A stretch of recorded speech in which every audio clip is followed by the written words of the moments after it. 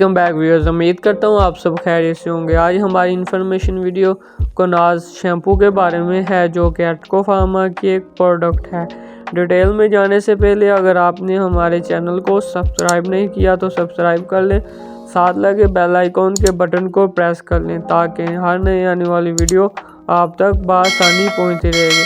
अब हम आपसे कुनाल लोशन की कंपोजिशन, इसके बेनिफिट्स, इसके यूजेज और इसके साइड इफ़ेक्ट्स के बारे में आपसे शेयर करेंगे। सबसे पहले हम आपको इसकी कंपोजिशन के बारे में बताते चलें। इसकी कंपोजिशन में आता है कीटोकोनाज़ोल फार्मूला, जो कि इस्तेमाल होता है फंगल इन्फेक्शन के लिए।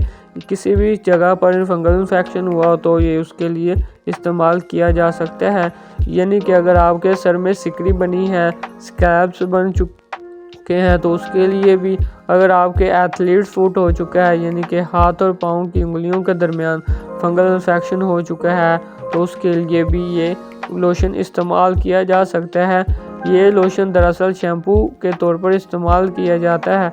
सबसे पहले मैं आपको बताता चलूँ, अगर आपके सर में सिकरी बन चुकी है या आपके सर में फंगल इन्फेक्शन हो चुका है, तो आपके सर में बहुत ज़्यादा दर्द होती होगी और उसी के साथ आपके सर में खारिश भी होती है, जो कि फंगल इन्फेक्शन की निशानी है। उसी के साथ मैं आपको बताता चलूँ, उसके साथ आपके बाल गिरना शुरू हो जाते हैं।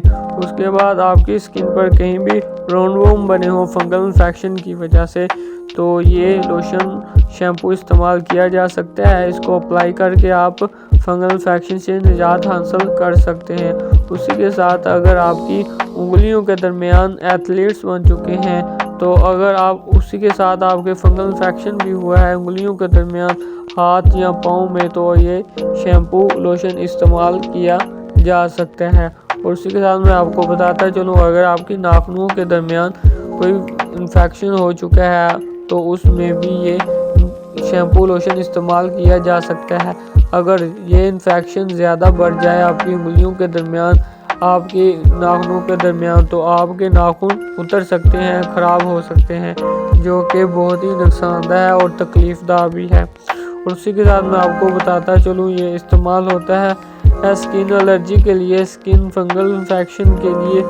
अगर आपके कहीं भी इन्फेक्शन हुआ है तो अंडर आर्म्स या अंडर लेग्स, तो वहाँ पर भी ये इस्तेमाल किया जा सकता है। और उसी के साथ मैं आपको बताता चलूँ इसका तरीका इस्तेमाल ये है कि आपने ये लोशन शैम्पू अप्लाई कर लेना है।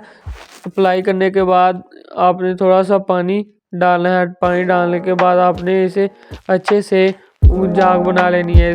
जब इसको आप अपनी स्किन पर अप्लाई करेंगे, उसके बाद इसको थोड़ा सा मसाज के तरीके से इस्तेमाल करेंगे, तो आपकी स्किन पर इससे झाग बन जाएगी। और झाग बनने के बाद आपने 5 से 10 मिनट तक इसे छोड़ देना है। 5 से 10 मिनट इसे लगे रहने देना है वहीं पर, और आपने 10 मिनट बाद इसे वॉश कर लेना है अच्छे तरीके से। और उसके बाद आपने ये ना इसे टॉवल से ये किसी इस्तेमाल करना है अपनी स्किन पर, बल्कि किसी नरम कपड़े या टिश्यू के साथ इसे हल्के से साफ़ कर लेना है ज़ख़म को, फंगल इन्फेक्शन को। अगर सर में है तो आपने अलग से अपना एक टॉवल रखना है, जो कि और कोई इस्तेमाल ना करे। अब इसकी डोजेज मैं आपको बताता चलूँ। इसकी डोज ये है कि आप इसको हफ्ते में 2 बार इस्तेमाल कर सकते हैं। अगर ज़्यादा इन्फेक्शन हुआ है तो आप एक दिन छोड़ के एक दिन इसे इस्तेमाल कर सकते हैं। अब इसके साइड इफ़ेक्ट के बारे में आपको बताता चलूँ। अगर आप इसकी डोज ज़्यादा इस्तेमाल कर लें तो इसके साइड इफ़ेक्ट्स हो सकते हैं, जिसमें हो सकता है आपको स्किन एलर्जी हो सकती है, रेडनेस स्किन को हो सकती है, और उसी के साथ आपकी स्किन बर्न हो सकती है। ये इसके साइड इफ़ेक्ट्स में है। और अगर आपने सर में लगाया तो इसको आंखों में जाने से बचाएं, जो कि आपकी आंखों को भी नुकसानदेह हो सकती है।